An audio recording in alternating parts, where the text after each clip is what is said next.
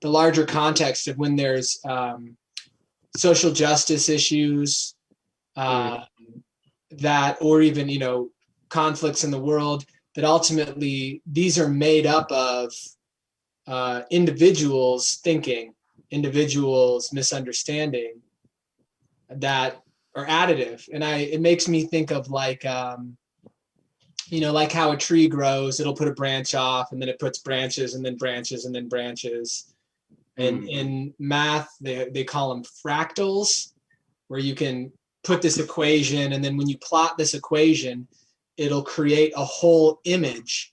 And the more you plot this equation, the more this pattern develops and changes, but it keeps the same sort of basic pattern.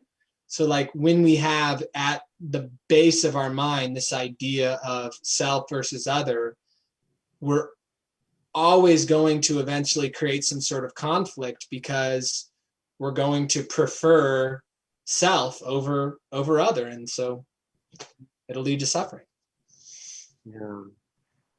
Yeah, I'm Dr. Michael. How you been? I've been doing well, thanks. Hello, everybody. Yeah, can you hear me clearly, right? I can, yes. Want to say anything about that articles?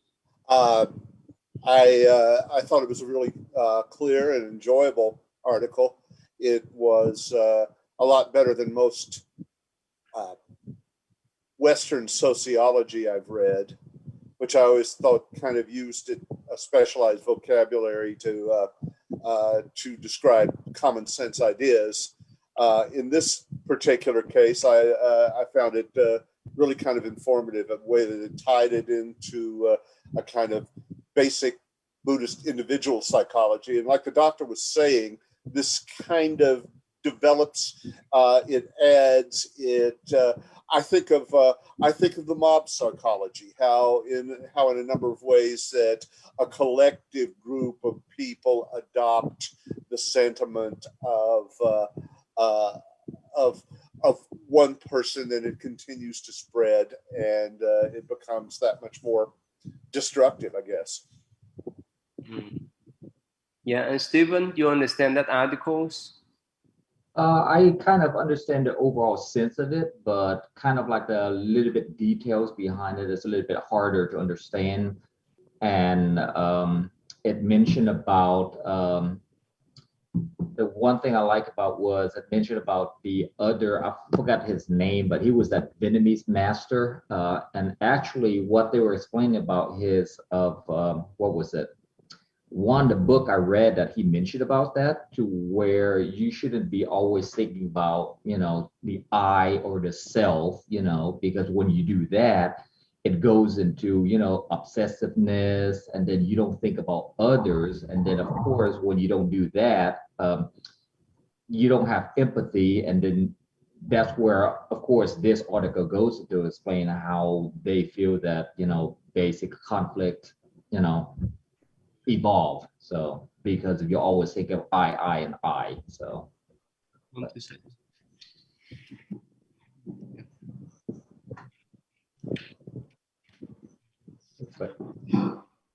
my reading of the article, it reminded me of a recitation that's done, and William, you probably remember it, Master Hakulin's chant in praise of Zazen. Do you remember it? Yeah, okay. So in it, Zen Master Hakulin says, there's two things. He says, the cause of our sorrow, and in the case of this article, wars, conflict, internal and external conflict, the cause of our sorrow, or dukkha, is ego delusion. And then later in the recitation, he says, the gateway to freedom, so the way out of all this, is Zazen Samadhi. And in the article, it speaks about the gateway to freedom from conflict is through understanding that's gained through mindfulness practice. And it was just so affirming to hear in other ways. So it was a wonderful, for me, it was a wonderful article. That was great. You understand much? Yeah. So I think that's a great description. That was very easy to understand. That summed up the article very well. But I think for me, I was disappointed because I thought I went into it when I saw the title and everything like it was going to show you how to get out of conflict.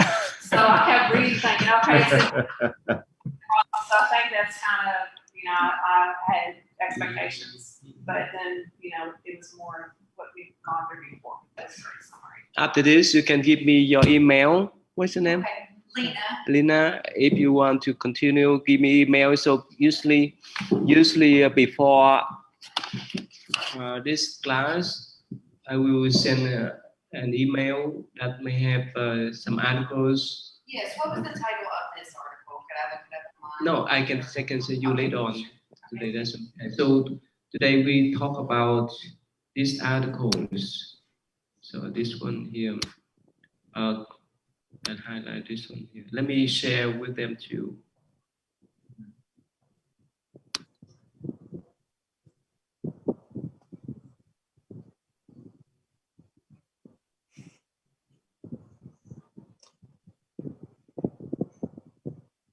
This articles, contributions of Buddhist mindfulness to the transformation of conflicts.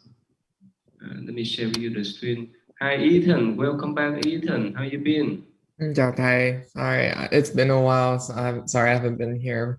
I've been good. I've been working a lot in my new full-time job. I'm moving out to a new house, and I have a PA school interview soon. Wow, that's wonderful. Then welcome back. And okay, so we talk about these articles. Contribution of Buddhist mindfulness to transformation of conflict based upon dependent origination. And here I will show you this is what the 12 cleansed condition of dependent origination. So let me review one more time. So if you don't understand the background of this, so according to Buddhist view, we are the owner of our own karma. We create our present here, not any God, anyone else, any greater except ourselves. So the Buddha say in the past life, past and Buddhism is talking about numerous past life, not one life. So because of ignorance or delusion, we create certain type of karmas, good and bad. That's why this karma, after we pass away, it's like the energy that go with the consciousness, and the consciousness go into the feathers, the unborn child, the feathers, and that consciousness develop eventually the body and the mind. And of course, when we have body and mind, we have six sense of organs, right? And after we have six sense organs, we have contact, the eyes contact with the sight, the ear contact with the sound, and so forth. And after contact, we have a feeling, right? Or I love that flower, or I don't like that ice cream, and so forth. And with that feeling sensation, let's say if I like some type of ice cream, I desire more, I want more. And if I want more, what happens? I want to grasp this, I want to hold this, I want to create more.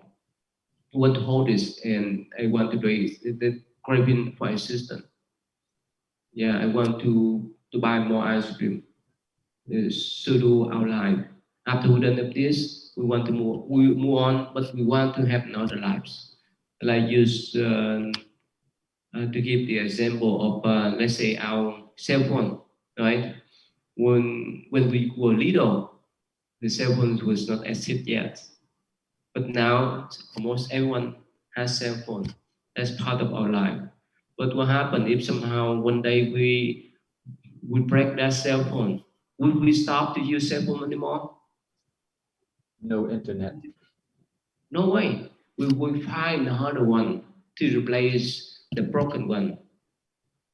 So do we. You understand that? Because of that type of attachment, of habitual patterns. So after we done this life, we mourn, but we look for another lives. And in Buddhism, it's a sit path, but not up and down. Yes, it's heaven and hell in Buddhist views, but heaven in plural, many levels heaven. There are numerous heavenly beings, not one God in Buddhist view. And not in the last forever. They can live up to trillion and trillion years, but they do go. After they're done with their lifespan, they do go. And we may be born as human again when we went down there, animals. So that's what in Buddhism is like the cycle of life, like water, a cycle of life, the air, the plastic, everything you can recycle. It's going in the cycle. So that's what it's about, and that's what this article is talk about too. So, so the authors use the idea of dependence origination to solve the conflicts. And this is it out of your expectation, right? You thought, oh, it's so conflict that how can you deal with? That's not a way to. But you understand the concept, right? The concept, the information in these articles. Yeah. So important is the attachment of the ego. And in Buddhism, the Buddha, actually, let me show you here. This one is. Okay, this is 12 condition here. Let me walk here. See. Let me go down here. So there's the eyes, right? Eyes, eye object, right? Like the form, the flowers. Eye contrast. When we see the flower, we have the contrast. Oh, that beautiful flowers, and so forth. The ear, the sound, the noise, the smell, and so forth.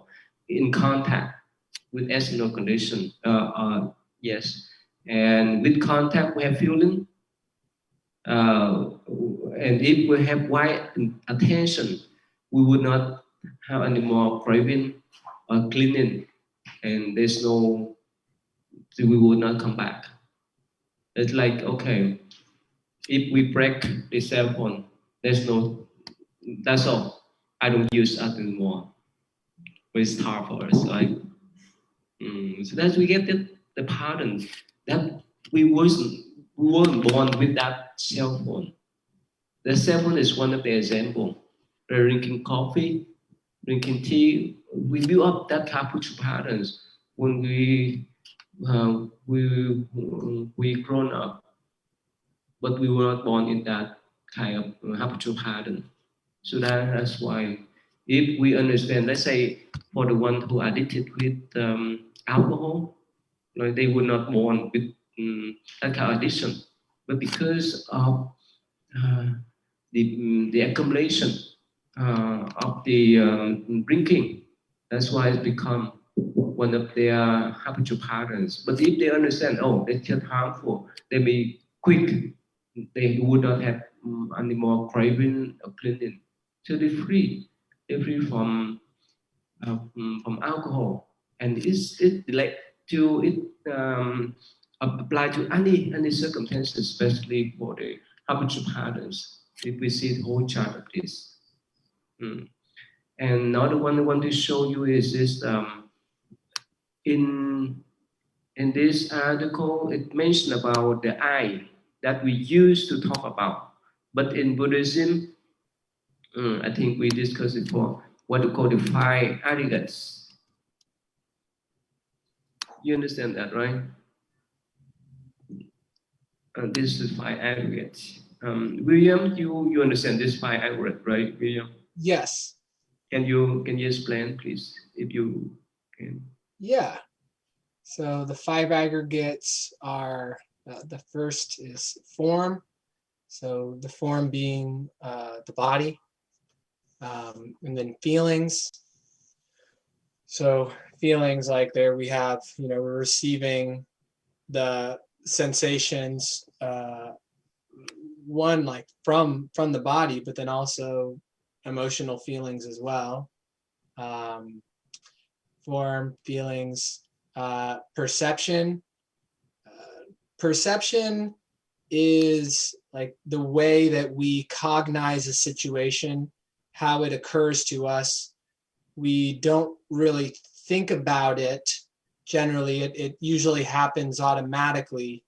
But my understanding is there is a degree of interpretation about what an occurrence means, like what an event means. So like if someone spilled water on us, our perception may be that it was an accident. And that's just like an instant sense because of how we see what happened. Or we could perceive that it wasn't an accident, that it was on purpose. Mental formations, these are activities of the mind that lead to some sort of action. And like in the article we read, he said one of the most common examples of mental formations are will or choice, that sort of, or they use the term like volitional action, where there's this like experience of I'm choosing to pick up my phone and look at something. So there was a string of like mental activities that created the narrative that led to the picking up of the phone to look at something. So as a mental formation. And then consciousness, to me, this seems like slippery in some sense because it seems like hard to define, but that it's like the ability to discriminate is part of it. Like discrimination occurs within consciousness, the discrimination of self and other. And so correct me if I'm wrong in any of this understanding. I've gradually, like, over the years, been trying to distinguish these individual concepts more clearly. Yeah, let me time. Okay. This is a chart I think we discussed before. This is a chart of a consciousness. This one is more clear. You understand the five aggregate? I understand to some degree. Okay. Well, it does a really good job of expressing it, though. You want to say something more about that? Yes. So just to add, I thought William did such a wonderful job. Not sure what I can add to it, but except that the five aggregates are what we consider self. So it's just a pile of stuff, and we consider it ourselves, but all of it is impermanent, and all of it is interdependent. And so there's nothing there where there is a self. In the article, another aspect that I thought was really well said was it talked about how, and I think William may have made this point too, how until we see through, until we understand, we come to a correct understanding, then we will always see through the filter of self-interest. And so there's always going to be conflict. There's always going to be, until we dissolve that sense of I, me, and mine, then we're always going to be seeing, perceiving the world through self. Okay. Thank you. So you've seen this one before, right? Okay, so you knew, right? Yes, understandable. For this one, discharge.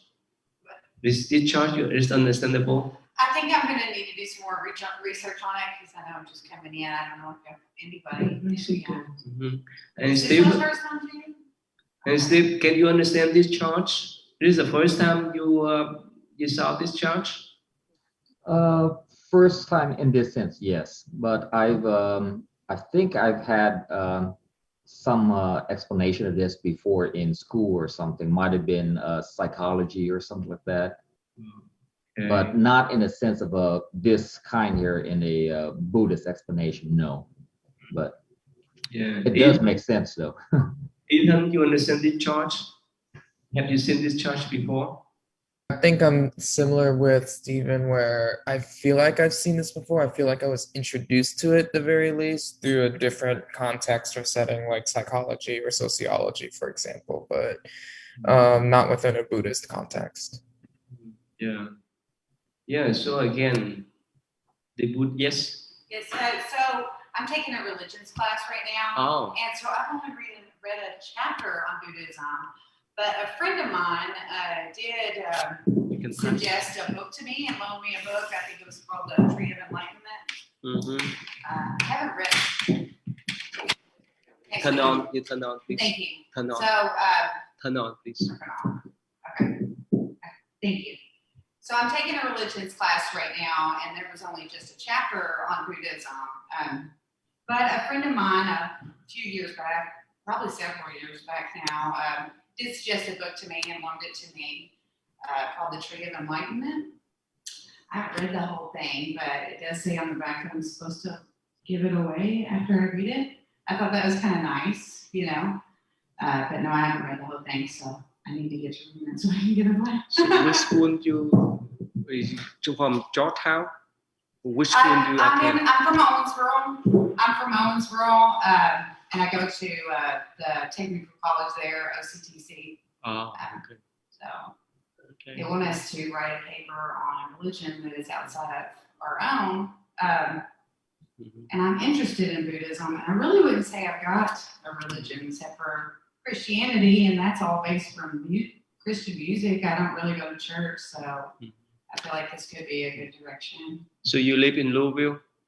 No, Owensboro, Kentucky. Is I that drove here. couple hours? Yes, Couple hours. it is. Still far. The reason why I drove a couple of hours is because it just, from the images and the website, it looked most helpful. It didn't look like something where I would be navigating it on my own. I didn't want to interrupt meditation because I was late, and I thought that would be rude. Well, I didn't know, I knew it was, Okay, good. And wow, that's great. And about out of place. But I would like to come and join the whole session. sure. I taught a non-credit Buddhist course at University of Indiana, Okay. South Indiana, USI. Yeah. University of Southern Indiana in Evansville. Yeah, a few years ago, and I used to drive back and forth. It took me at least 5 hours to go back and forth. If it Evansville. wasn't tough on my car, I think I would. Yeah. Anyway, so let's go back. Yeah, Dr. Williams, Dr. Michael. So we mentioned about this before, right? Yes. I'm kind of familiar with this. I think the thing that really strikes me about this particular version of how we face the world is that it is, as somebody at your table said, I can't really see the table too well. As somebody at your table said, it's an assemblage. It's like these parts that are put together, and the parts themselves are kind of temporary and provisional, and whatever the mind is, whatever the perception is a sum of these parts, but there's nothing that's just there that the parts cover up, or nothing. There's nothing essential that I see in this whole scheme of things. Yeah, and Anand, have you read this articles, Anand? Yes. Hello, thầy. Dạ, con không có tới. I had not been to a couple sessions, but I'm glad to be back here this week. I read through the article, but the most I get out of it is the 12, the circle of 12. Because of our ignorance, with lack of ignorance, that's why it causes us to have a condition of invalid cognition and so on and so forth. And it causes this whole cycle. And that validates me even more and more. And I appreciate that article actually written in a way that talk about those concepts. So, but not in this format that you just show where all the parts are together. But I'm more interested in the piece where it talk about the sight, the eye, the smell, the contact piece. And those are the contact piece that caused me personally in my truly Buddhist living, practicing, that are the most difficult for me. I guess it's difficult because I realize it now as a practicing Buddhist, as well as a student that learn about these things in theoretical papers. So I see that even more, as a practitioner, to realize, to focus on things that I can truly use these in practice. So that's helped me validate more things. Yeah, thank you. Thang Thiên, you understand these articles? Well, yeah, but I read it last night. I didn't understand. I didn't get a chance to reread it today. From what I understand is the way you have the way you become violent because you have anger, hatred, delusion, and you think about yourself too much, that you have a mental affliction. I think it's better if you set aside the anger, hatred, delusion, and you practice non-self. Then I think if it's better if you practice mindfulness to in order to practice no self. Vivian, you still driving? Vivian? All right. So, yeah, I'm almost done. Okay. Can you talk? Can you understand the articles a little bit? I didn't get to read the article. Fell asleep on it. That's okay. All right. Let me go back one more time. Again, the main themes of this article is to destruct the cell, right? Because of the cell, that's all complete compound. So that's why the authors mention again about the five aggregates that's form us, who we are. But usually we say, oh, I'm with this name, right? Without thinking and so forth, we used to define ourselves in that terms. But the Buddha break out. Here the form is the body. It's just has some elements like earth, water, wind, and fire. You understand that? Earth is in the flesh. Water, our fluids, our blood, and so forth. The fire has in the warm that in our body, so that we can survive. And the wind is the air we exchange in and out. So in general, that's the body. And we will not stay here forever. One day we have to go. In a few decades we go. It's nothing lasts forever. And the next one, yes, when we have this body, the system organ, right? The eyes, ears, nose, the tongues. And with this system organ, we have the feeling. Good, bad, and neutral. And with that feeling is similar to perception of things. Oh, okay. We have a verbal conception of things. We say, oh, that's beautiful cloud. On network of non-verbal conception that we don't say, but we recognize them. Network of education, the idea that we have in our mind. Network of impression, to get impression from anything, from the food, the other people, and so forth. Network association that build up our thinking there. And the second one is mental formation. This is like habits we build up throughout the years. The habit of drinking tea, drinking coffee, drinking alcohol, from good to bad, any kind of good and bad habit that we have accumulated throughout the years. And this kind of mental formation imprints in our eye consciousness. Here we talked before, and this one here.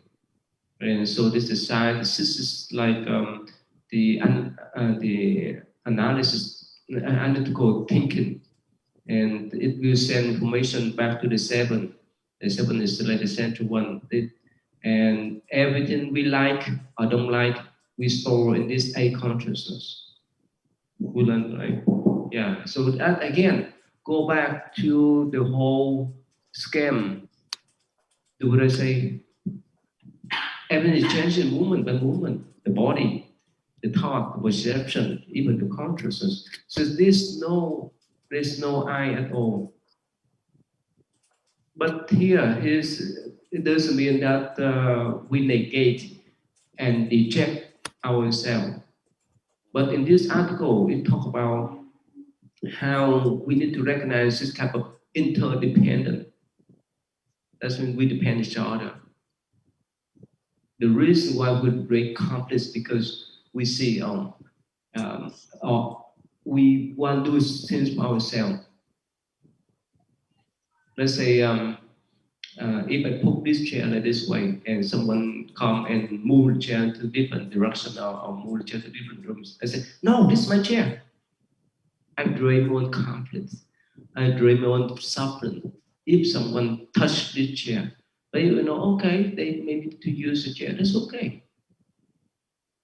Or let's say if someone bomb your car, there is no big deal, you can let go. But if there's someone so attached to that, you have to call police and file and that insurance and so forth. You understand that? So it depends upon the degree of attachment to the self that we do to other people in a compassionate way or in the negative way.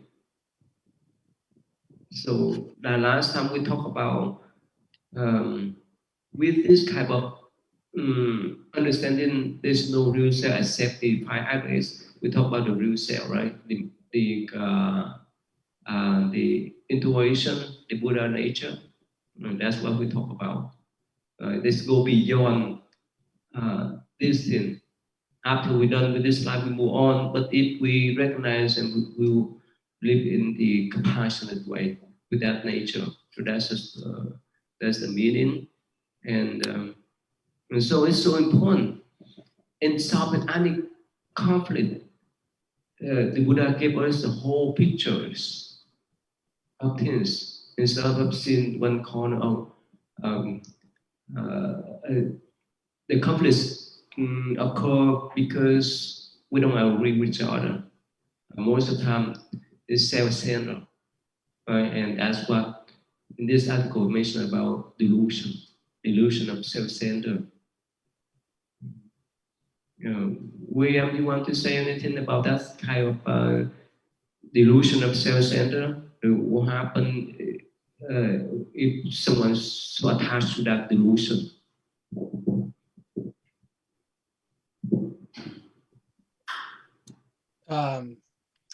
Yeah, that's definitely the source of suffering, just like you talked about with the examples of the chair or the car, and it'll cause us pain and to some extent and hurt the people around us. There was something in the article that I wanted to touch on, but I didn't write it. It came to mind while we were talking, but I can't remember it. I had something related to the delusion of self I wanted to share because the idea came to me, and I think it kind of addresses like a question that kind of comes back in my mind that we've talked about before with, there's no self, but there is karma that is associated with, with our consciousness, and that this karma follows this consciousness through births, but there's still no self. And some of the explanations that I'd heard, like, it never quite sat right with me, but I was wondering, like, this idea of Bitcoin, where we can like run these, there are companies that will buy all these computers, and they will run these equations, and they will mine Bitcoins. And really, the Bitcoin doesn't exist. But in another way, it can be said to exist because it has come about by the energy of all these activities. And it has produced within a system, like, the forest doesn't care about Bitcoins, but within a certain system, it produces a unique, identifiable thing that can be passed from person to person. So there's something unique about it. It's trackable. It can be associated with other things like people, and be transacted. But in essence, it's empty. But functionally, it has enough of a thingness to it to be useful. And for some reason, that made more sense to me than some of the other ones. And I'm wondering if that, like, I'm not sure, Tay, if you spend any time considering Bitcoin. I imagine probably not. That's not in your day to day. But hopefully I explained it well enough, and you've heard about some of it before. If that matches. And also, when we talk about conflicts, right? Usually, our common people want to talk in the way that winner, the other one is loser, right? We only want to be winners. No way we want to be loser. But the model nowadays in business, in any circumstances, that we need to create win-win situation. As interdependent, it would create that win-win situation no matter what type of conflict we can resolve. Right? That's why we have mediator, right? Before you go to the judge, before you go to court. Yeah, so that's the whole idea there. So that we can create the environment that everyone can be winners. And if we know that we are interdependent each other, we would not want to become a winner. Because it's hurt all the parties. And when it's hurt all the parties, they would not stop there. They will find some way to take back. This is a cycle. That's what the conflict is about. That's how we solve a conflict. As much as we create win-win situation. In other circumstances, in the relationship, right, the spouse, the husband and wife, and the teacher and the student too. Whichever relationship we have, as much as we create that type of win-win situation, as much as we understand we are interdependent. If we hurt others, eventually it will hurt us. If we help others, eventually they will help us. In a positive way, in a negative way. That's what the whole article is about. You try to destruct the cell, the delusion of the self, so that they can see or recognize who we are. If we harm others, if we put them down, they will find some way to put us down and so forth. You understand that? That's the whole idea. Yeah, Dr. Michael, you want to say anything about these points? Yes, that's the article uses the term deconstruction.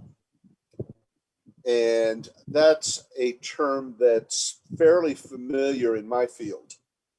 And the way that we use it in literature is that we take a look at a poem or a piece of fiction or a play, and we look at the kinds of things that the writer assumes about the world, the kinds of things that that the writer, that he or she will take for granted, and we question those. And if you look at something from, say, the 16th century, you will find a whole different series of assumptions about our relationship to one another, our relationship to nature, our relationship to more powerful forces in the universe. So we learn more about the work by not only what is said in the work, but the assumptions out of which the work arises. Does that make sense? So I hope it does, because if this is a deconstruction of the self, what it's asking you to do is to step a step back from what you usually do when you interact with someone or create conflict, and ask yourself, how solid, how stable is the ground from which you speak?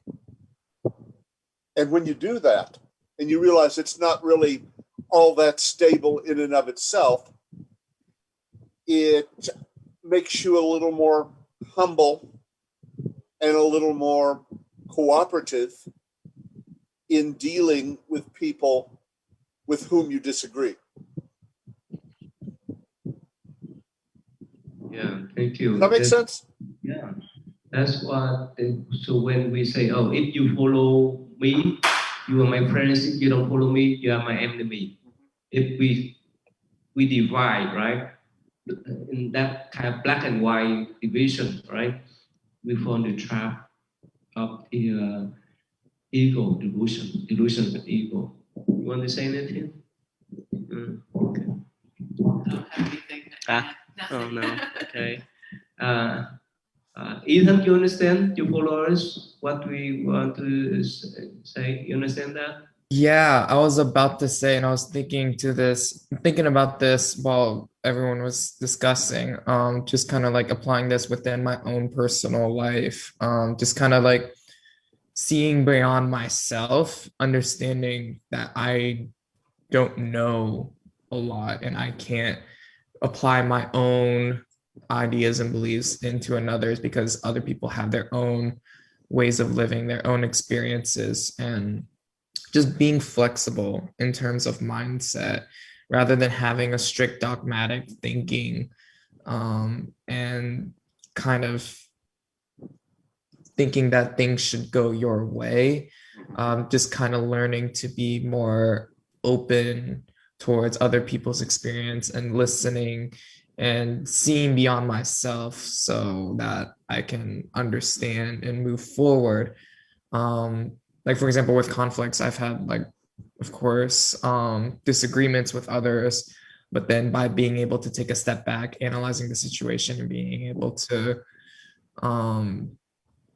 understand them, and having a sense of interdependence rather than holding on to my own ego, I was able to resolve a lot of conflict and actually grow from it. So yeah, and Stephen, you understand this? You have anything to say about this type of solving the conflicts in the sense of let go of the delusion of the ego? In a sense, yes. I have always not been a person who liked confrontation a lot. And I've always, in a point to where I think about, looking things around me, how come things are happening? And I've always tried to learn how to just take a step back and try to figure out how come things are going that way. One quick example was, obviously, I'm a little bit more aggressive when I was younger, but as I grow older, one simple thing is like road rage. Now I commute to work, I drive 40 something minutes, 50 minutes one way. And I'm seeing everyone is always, I wonder whether it's just in this concept here, the thought of I need to get there first, or I need to get somewhere in a hurry. So everyone's always rushed, but everyone is thinking of the I. So when you're driving, you're always going to run into construction. And there's this one state highway I go every day, US 31 in Indiana, that's always under construction. But you're seeing people going 70 miles an hour. But here I am, I'm just like a little bit more laid back, and I'm just like step behind. I mean, I'm letting people's like flying by me, and then I just let them go do their thing, and I just go my own way. And hopefully that, no one hit each other.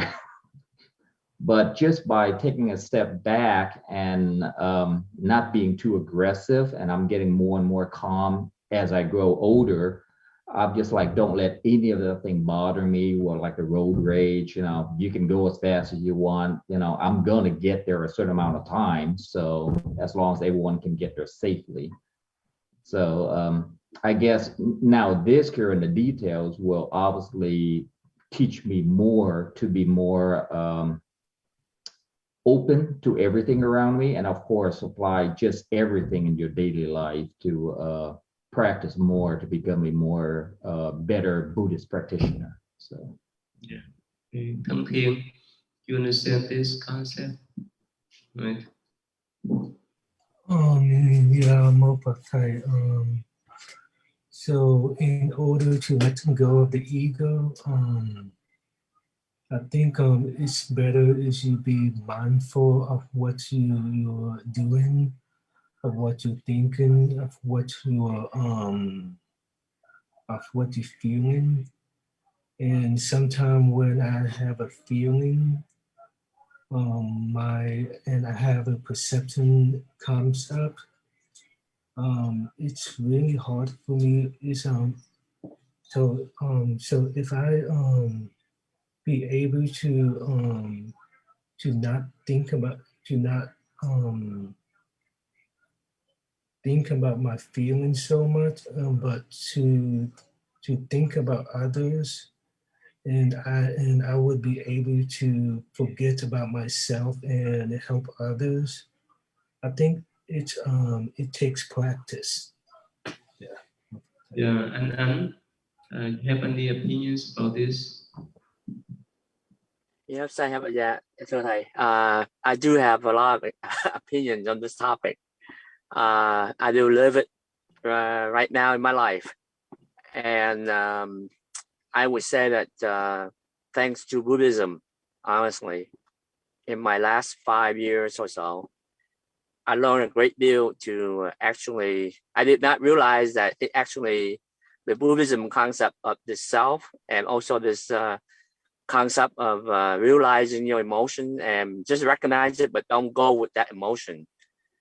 It really helped me in my life, and I cannot talk in detail in this setting, but I would say that because of Buddhism, this whole self, this concept of self is a powerful concept.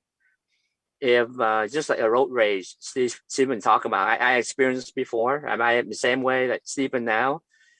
I used to be able to, get very mad. And I said, why did I do that? I hurt myself more than hurt other people. Now I see kind of a gas pedal. I see all these emotions and rage and things that go up. I can see it vividly, but I don't step on the gas pedal. I just see it fly by.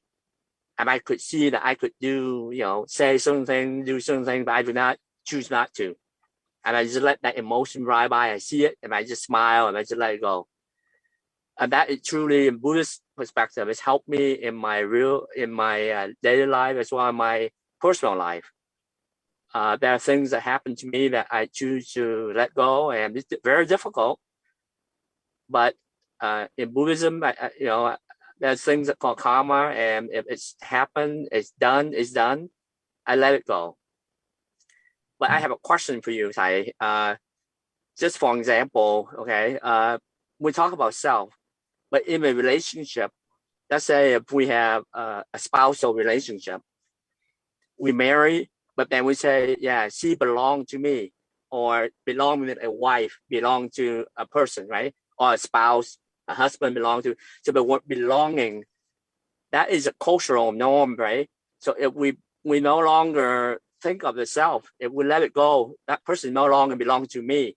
So that helped me understand that, or help me, to think through realistically. Let's say a person is no longer having a lazy relationship. Is that in order to feel less painful, feel less anger, so on and so forth?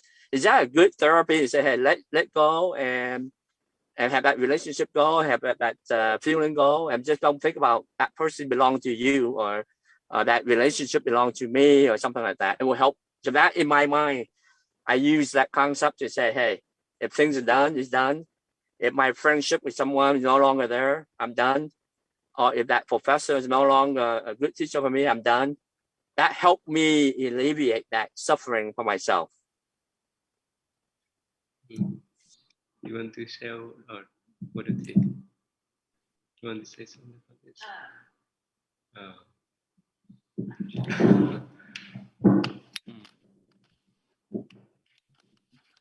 So what he just said kind of to me reminds me of thinking again about suffering and happiness. So of course, not attaching a person to yourself, which is hard, especially with a partnership like a spouse. But in all the relationships and all situations, what I've tried to do is understand when I'm experiencing happiness and when I'm experiencing suffering. And then taking this and then looking at the people you're with. So are you experiencing suffering with the same person over and over again? Then yes, that's probably a relationship you want to step away from. Or a situation, every time I go to this place, I'm happy, then that's something you want to continue doing. Or every time I go to this place, I'm in suffering, then you want to step away from that. But as far as the article and what everybody's been talking about before, it reminds me of a couple years ago, I was talking to my younger brother, and I said something, I don't remember what it was something silly, but he completely just laughed in my face and basically told me I was stupid. Like whatever I said, it was something silly, but it just devastated me. Like, I mean, it just broke my heart. I was so upset. I felt rejected. And a few days later, I was at the yoga studio and we were doing a little class, and she said, take a feeling and put it in one hand. So I put rejection in one hand. And she said, and take the opposite feeling and put it in the other hand. And so I put acceptance. And she said, toss them back and forth, feel them for a little bit, and then toss them back and forth. And then I came up with open. And so I think, and that's what I keep hearing everybody say, is this whole concept of just being open to other people and what they're saying. You don't want to ever reject somebody and what they're saying. You don't have to accept it. That's okay too, but just be open to it. And when you find yourself, because that's what I was taught through my family, is to reject. If it's not something you're familiar with or something that you hadn't experienced within your family or your environment, then just automatically reject it, laugh it off. And so the importance of just being open. And that's going to end the conflicts, because as long as you're not rejecting each other or feel like you have to accept what somebody's saying, if you can just be open, then that's going to be very helpful in not being conflicted with somebody. And even when yourself, if you feel like you want to automatically reject what somebody said, then you want to look into yourself and your thoughts and views on that subject and see where it came from. Is it something you really truly believe, or is it something that was passed on to you? Yeah, you touched on the important things, the important principle of Buddhism. Now, the whole thing is about Buddhism based upon towards happiness and suffering. To talk about the delusion of ego, this we talk about suffering there. And in order to have happiness, we need to look at this kind of eye, whether it's still eye, and go back to an question and your comment and your Tammy comment too. Yes, as soon as we know that any kind of relationship and any kind of interaction with other people, if we have open-minded, if we are an open-minded person, most of the time we'll be more peaceful and happy. If we reject finding conflict there. That's we bring our suffering.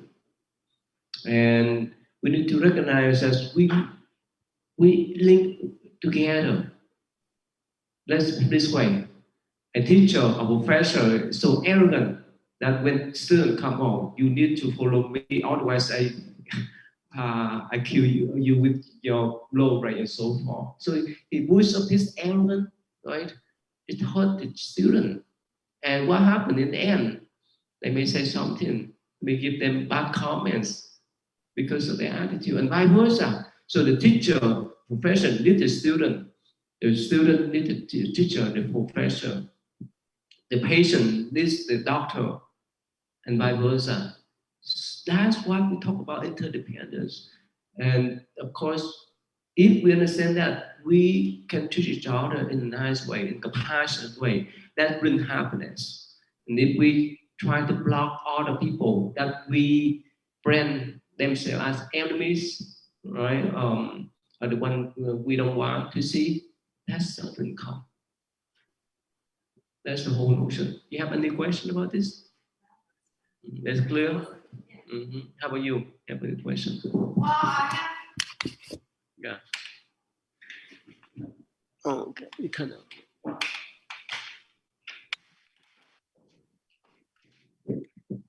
Okay, so I guess I struggle with it just because I don't know enough about it, but so it's hard for me to accept that is that other people are not going to make the same choices as you. Like you might choose to be a kind person, you might choose to do the right thing and be more patient and stuff like that. But the people around you might not do the same thing. So it's like I'm wondering if you're searching for this, are you actually going to turn your life into chaos because you have to get away from these people and you have to make those choices, whether it's your family or your friends, or, you know, like, and is that the right choice? Is that the right choice to say, I choose peace over, you know, being around you because you won't, you know, like you won't give that. So it's hard to, you know, like it's hard to think. It's not also kind of selfish to do that. Like I know we're trying to eliminate ourselves, you know, like the self or whatever. I don't know enough about it. I don't need to, if I'm sounding offensive, I'm not trying to. But I feel like it's also, you know, like it's also a quest to feel safe. And if it's to feel safe and happy, that's kind of selfish instead of just a destruction of yourself. You know? Okay, that's a good question then. You want to say something about this? Yeah. You want to say or no? Oh, it's up to you. I don't know if I should because I don't know. Oh, okay, okay. Yeah, that's okay. You want to say anything about this? Okay. I think I'm going to stab. What this practice of non-self is it is putting aside our opinions and our conditioning so that we can respond to what is. And so it's if what appears, if what is that we need to distract ourselves from the situation to be a benefit to everyone, including ourselves, then that may be the decision that we make. If the decision is to remain in the situation and work with the person, regardless, because this vow of seeing through the self, it's not dependent on what other people are doing or how, if they are behaving themselves or not. Because when we are able to set aside the self or our own self-interest, then it's like this sense of self is like putting on glasses that are always gray, and we always see through this self, and we can't see how to respond to the moment. And when those glasses are taken off, we can see what is right in front of us. and we know how to respond. And so, yeah, that was a wonderful question because, yeah, it does sound like we could just make ourselves into a doormat. Yeah. But that's not what happens. What happens is we are better able, we are freed up to respond appropriately to the moment. Okay, thank you. Yeah, Dr. Michael, you want to say anything before we end? Yes, I am still back on the question that was just asked, which I think is a really wonderful question. I can't see how you could close off the possibility of just walking away from someone in some situations. I have a brother-in-law, for example, who's extraordinarily abusive, verbally abusive. Whenever you disagree with him, he goes straight to name calling, which signals to me that he's attaching his sense of self to whatever his opinions are, and he's just constantly abusive to me and to my wife. So we made the decision not to associate with him.